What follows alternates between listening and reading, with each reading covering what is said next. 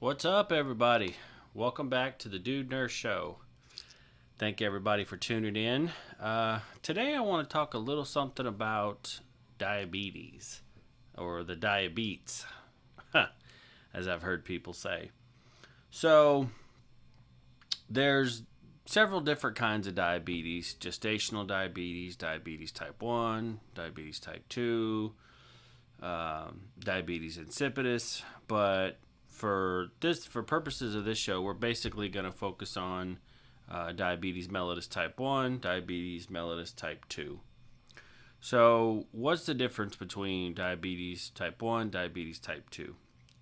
Diabetes type 1, a person who is diagnosed with diabetes type 1 will always have to take insulin because, for whatever reason, whether it was an infection or could be, drugs or alcohol or, some other intervening factor, something has caused their pancreas to stop producing the beta cells, or the beta cells have been compromised. That's the part of the pancreas that's in what's called the islets of Langerhans, or Langerhans, as I say in the South. That's what produces the beta cells. That's what produces the insulin. So again, type 1 diabetics produce no insulin. They must take it exogenously. So they will always have to take insulin. They do not take the oral antihyperglycemics. They just take insulin. A type 2 diabetic may or may not have to take insulin. Okay, sometimes they'll be on an oral antihyperglycemic such as metformin, or I don't know, I can't think of another one off the top of my head, but they can usually take that and or insulin. Okay, so there's several different types of insulins. There's kind of rapid acting, intermediate acting, and long acting type insulins. Okay, so regardless of what treatment plan your doctor has made for you, they are trying to treat your diabetes. Okay, and basically what diabetes is the glucose that we get from our food is not able to be taken up into the cells, which is where it needs to be in order for our cells to have energy and to do part of what's called like the Krebs cycle and all these things that happen at a cellular level. Glucose is absolutely imperative to processes that we need at a cellular level. So if we are diabetic, you have excess glucose in your bloodstream, and that is not a good thing because it causes things to go wrong. Think of the blood. The blood is now sticky. It's goopy. There's more sugar in there, and it can cause issues. It can choke off your nerves.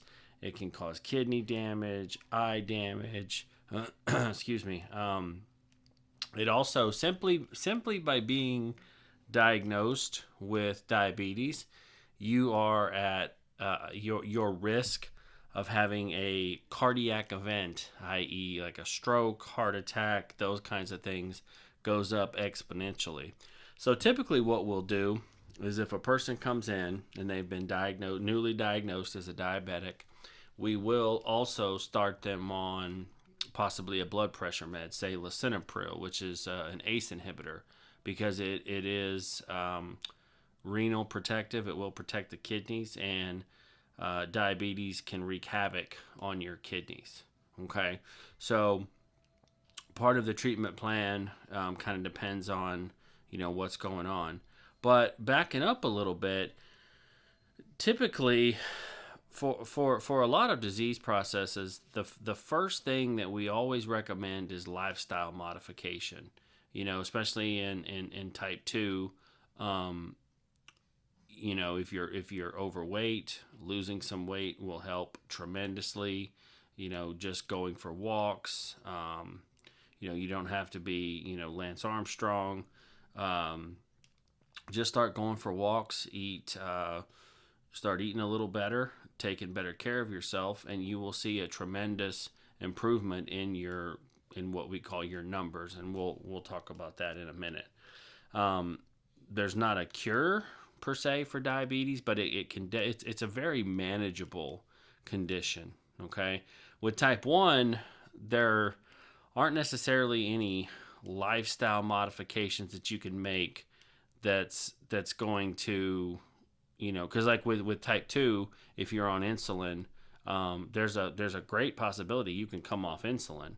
But with type 1, you're not going to come off insulin unless you got a pancreas transplant, and then you're going to be taking a whole other host of medications, the immunosuppressants and all this other kind of stuff. So anyway, but still, lifestyle modification for type 1 can definitely help. Making sure you're exercising and eating properly goes a long way, for, like I said, for a lot of the major disease processes that we talk about. These are the things that are killing people: the obesity, the heart disease, lung disease, COPD from smoking, and all of this other crap. There's a lot of things, as I said, we can do to certainly mitigate that, and prevent it in a lot of cases. So anyways, back to the type 2. So lifestyle modification, diet, exercise. We start people off on some low dose,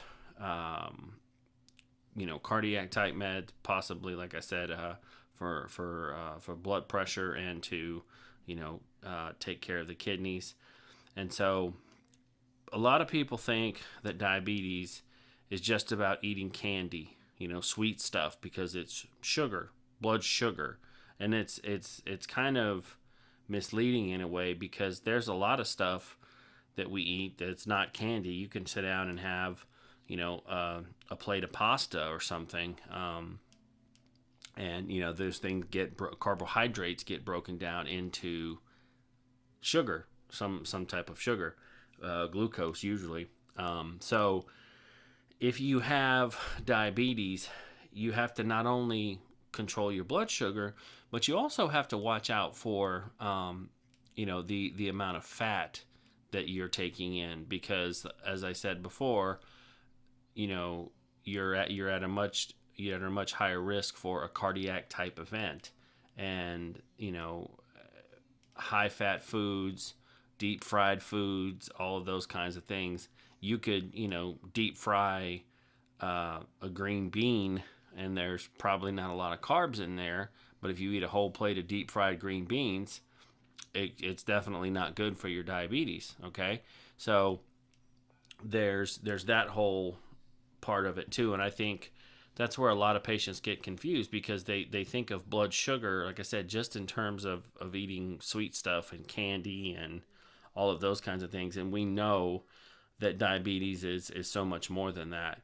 So going back to what I said earlier about your numbers, there's a couple of different numbers that we look at when we run your blood work. So one of them is if you're diabetic, you need to be checking your own number, and that's your blood sugar. You need to be poking the finger stick with the glucometer. You need to be checking your blood sugar at least 3 times a day. Okay, because usually what'll happen is that your doctor will set you out, may do an insulin regimen based on what we call a sliding scale, meaning that if your blood sugar is from, this to this, you take this many units of insulin. If it's from this to this, you take this many units, and on and on and on and up until it gets to about 400, 450, in which case, if it's above that, they're going to want you to likely seek medical help, because the higher our blood sugar gets, the greater risk we are for things like diabetic ketoacidosis, which is a medical emergency. And so, we want to make sure that our blood sugars don't go too high, but also not too low.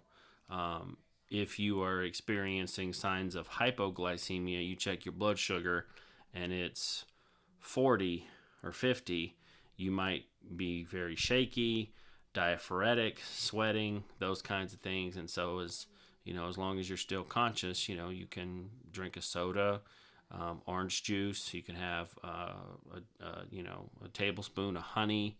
Those kinds of things work really, really well, and they work really, really quickly. Your blood sugar will come up, normalize, and you'll be fine. But for those of you listening who may have a family member who's diabetic, if your family member is unconscious, or they're in other words, they're not able to protect their own airway, do not try to give them soda, honey. Don't put anything in their mouth, because they, as I said, being unconscious, they cannot protect their airway. Whatever you try to give them might end up in their trachea, go down into their lungs, and that's no bueno. If your doctor has prescribed a glucagon pen, it's an injection of sugar, basically. Hopefully you know how to use that. If not, if you don't have that, then certainly call 911, and they should have glucagon in the box. They'll probably still take you to the hospital just to make sure everything's okay. So you're on this regimen of your insulin and your oral meds, or whatever the case may be. As I said, it's important to know those numbers. Okay, blood sugar check, finger stick. We talked about that. Another important number is what's called your hemoglobin A1C, or your HbA1c, as we say. That is a more in-depth look at what your blood sugar has been over a period of time, usually about 90 days, because it looks at the amount of glucose that has been attached to the hemoglobin protein in our blood. And I've seen patients that come in and say, "Oh yeah, I've been doing so great. My blood sugar, fasting this morning was 102, and hasn't been above 120 in a week." Say, well, your hemoglobin A1C is 12, so that shows poor control. And so just be aware that when you come in, I don't know why, it's funny, the patients sometimes will be less than truthful, as if we're going to be mad, or they're going to get scolded. I mean, yeah, we want our patients to be compliant, but ultimately the choice is yours. It's your health, it's your life. If you don't want to control your blood sugar, I don't need you to lie to me and tell me, hey, yeah, I've been really watching my sugar, my fasting blood sugar every day. I check it. It's been great. Well, yeah, but for the last 3 months, you've been eating like crap. And so that's another number. There's some other numbers that, we can look at, cholesterol and all of those kinds of things, that are important as well, because of how debilitating diabetes can be and how it kind of really works in conjunction with other diseases. There's other things that are what's called the part of the sequelae of diabetes, meaning it can be part of the disease process if it goes unchecked. People can go blind. They can go into total renal failure. Their kidneys can shut down. It's not going to likely happen quickly. Diabetes is more of an insidious onset. People can be symptomatic of diabetes for a while, and they may not realize it, because our bodies are very intuitive in many, many ways. And one is, our bodies can kind of start to readjust where, like say our normal blood sugar is from, a normal fasting blood sugar is about, 70 to 100. Okay.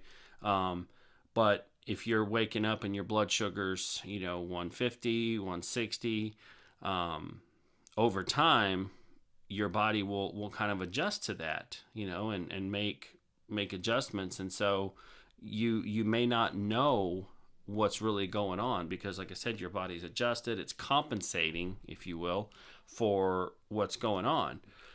But if you woke up and all of a sudden, just out of nowhere, your blood sugar was, 500, you're probably going to notice a difference. You're going to feel really lousy, okay? And you may not be able to pinpoint why. So I just mentioned that for example's sake, just so you kind of have some frames of reference in terms of some of the different things that we're talking about. And so Another thing, diabetes, what it's notorious for, is also causing nerve damage or neuropathy, as we call it. People report, numbness, tingling, that kind of, my foot's falling asleep kind of feeling. Um, and, it's very painful. And so, diabetes, like I mentioned before, can definitely choke off the nerves in your body, and you may not feel things as you once did. And so it's very important to control your numbers. And going back to the hemoglobin A1C, you know years ago, or in the past, they said, if you're diagnosed with diabetes, and you can keep your hemoglobin A1C less than 7, that's pretty good control. We now see that we need even tighter control on that hemoglobin A1C, because 10, 15, 20 years down the road, even with a hemoglobin A1C on average of 7, that still can cause some issues. We're seeing people later develop kidney problems, eye problems, etc. So the point is that you really want to keep tight control on there. Diet, exercise, lifestyle modification. If you drink, stop drinking. You can cut way back, but I recommend stopping. Smoking, absolutely stop. Um, you know, change your lifestyle. It's like I said, it's your health. There's a lot of things that we can do. We can prescribe treatments for just about anything. Okay, but that doesn't negate your responsibility as the patient. You have a role in this as well. Like I said, it's your health, it's your life. All the medication in the world isn't going to do anything if you're not doing your part as well. Which kind of leads me into the next area that I want to talk about. If if you have, say you take Novolin R, right? Regular insulin. It's a pretty fast acting insulin. You can get it at Walmart for like $25. Let's say you're supposed to take 10 units before with meals 3 times a day. Okay. If you're going out, if you're going out to, I don't know, Cheesecake Factory or whatever your favorite restaurant is, the idea is not to say, well, I'll just go ahead and take 20 units instead of 10. We'll double up. Make sure I get a little extra coverage, because I know, I'm gonna get that German chocolate cheesecake, and I'm gonna eat 75 pounds of fried calamari, and all this other kind of stuff. Folks, that's not how it works. It's not acceptable to, one, be playing with your medication that way, because that's not what you were prescribed. You were prescribed 10 units with meals. Okay, so your prescriber, if things aren't working, if you're taking more and eating, even more poorly, you could confuse your doctor, your attending, and that's never a good thing. So take the medicine how it's prescribed, okay? But like I said, do your part, okay? That's not saying you can't have a cheat day, but every day can't be a cheat day, okay? Every meal can't be a cheat meal. Same thing with your, like, with the blood pressure meds. If it's like, well, I'm supposed to take half a pill, well, I know I'm going to eat like crap, so I'm going to take 2 pills. It doesn't work that way, folks. Especially with the insulin. Insulin is notorious for causing weight gain. So, because what does it do? Insulin, it's a very powerful hormone. Pretty much its sole job. It does other functions, but for all intents and purposes of this discussion, insulin's job is to get glucose into the cell. So, if you take more insulin than you need to, you're actually taking up more glucose than your cells need. And what is that going to lead to? That's going to lead to you having, that excess sugar, those excess calories. It's going to be turned into fat, and it's going to be stored as fat. It's not really fat that makes us fat. It's sugar. Sugar is horrible for our waistline, whether it's processed sugar, natural, whether it's high fructose corn syrup. People talk a lot about, oh, it's got high fructose corn syrup in it. I can't have that. Folks, our bodies don't know the difference. Our bodies don't know that it's high fructose corn syrup. It knows that it's fructose, okay? It knows that it's a sugar, fructose, glucose, sucrose, lactose, all of these things like that. Those are sugars, okay? And our body is going to metabolize them accordingly. It's not going to go, oh, well, this is high fructose corn syrup. I'm going to do this with this and blah, blah, blah. That's not really how it works. So anyways, like I said, take your medicine the way that you're supposed to. Change your lifestyle modification. As I said, right off the bat, if you come into me, I've never seen you before, and you're a diabetic, I'm going to tell you need to change your lifestyle. You need to exercise more, eat less, cut back on some calories, and eat healthier, more calorically dense foods. Another thing that you can do is, well, let me say this. A lot of people also think, they say, well, no, I'm diabetic, I can't have any carbs. Well, that's not true. You have to have carbs. You have to have some, okay? You say, well, I can't eat fruit. I can't eat. Yes, you can, okay? But it's about moderation. And so you can eat things that are lower on what's called the glycemic index. For example, if you want to eat a piece of fruit, if you're going to eat a piece of watermelon, that is much higher on the glycemic index than an apple. So you can look this stuff up. Certain fruits are lower and higher on the glycemic index than others. In general, sweet potatoes are lower on the glycemic index until you bake them. That changes kind of the molecular structure and jacks up the amount of sugar in them and makes them kind of bad. But by and large, sweet potatoes are better for you in terms of glucose and your diabetes than a regular potato. Okay, and you can look this stuff up. All you got to do is Google an apple. An apple's very low on the glycemic index. And so what are we talking about here? Satiety. Okay, so there's that old adage where you eat some Chinese food, 30 minutes later you're starving. Why? Because a lot of Chinese food, they make it with a lot of that sweet sauce, fried, lots of carbs, really, really, really, really high on the glycemic index. So what happens is you eat this Chinese food meal, your insulin level spikes like crazy, okay? Your body starts dumping insulin to deal with all that glucose that's now been, our bodies metabolize that meal. And then all of a sudden, once the insulin comes in, counteracts that glucose, our blood sugar starts to drop, and then you kind of get that crash.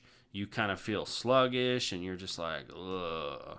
And then 30 minutes later, you're starving because your body has done what it should have done, and released the insulin to counteract the glucose. Blood sugars drop. Now you're starving again. So if something's lower on the glycemic index, rather than that spike, you get more of a steady kind of plateau, which is what you want. And with those minimal spikes in blood sugar, across the way, that promotes what we refer to as satiety, meaning you're satiated. Okay, you're full, so you can get by on a little less food with a little longer. It's just a little bit of tweaking of some science, okay? But the main overall message I want to get out, I don't give a damn if you can eat watermelon, whatever you want. But the things that I want to hammer home: lifestyle modification, diet, exercise, okay? And also following the treatment plan that your doctor set out for you. If you're supposed to take insulin 10 units 3 times a day, take 10 units 3 times a day. So then when you have that follow-up, in 2 weeks or a month or whatever, and your doctor can look at your numbers and go, you know what, we're doing really well. In the last month, you've lost 5 pounds. Your numbers are looking good, and yada yada yada. So do your part. That's the last thing I want to say. Healthcare professionals, it's like the old adage: you can lead a horse to water, but you can't make him drink. If you want to stay alive, you want to stay healthy, do your part, folks. Modify that lifestyle, control your diabetes. You will live longer and be healthier for it. That's it for this episode of the Dude Nurse Show. Thank you, folks, for tuning in. Until next time, the Dude Nurse saying adios.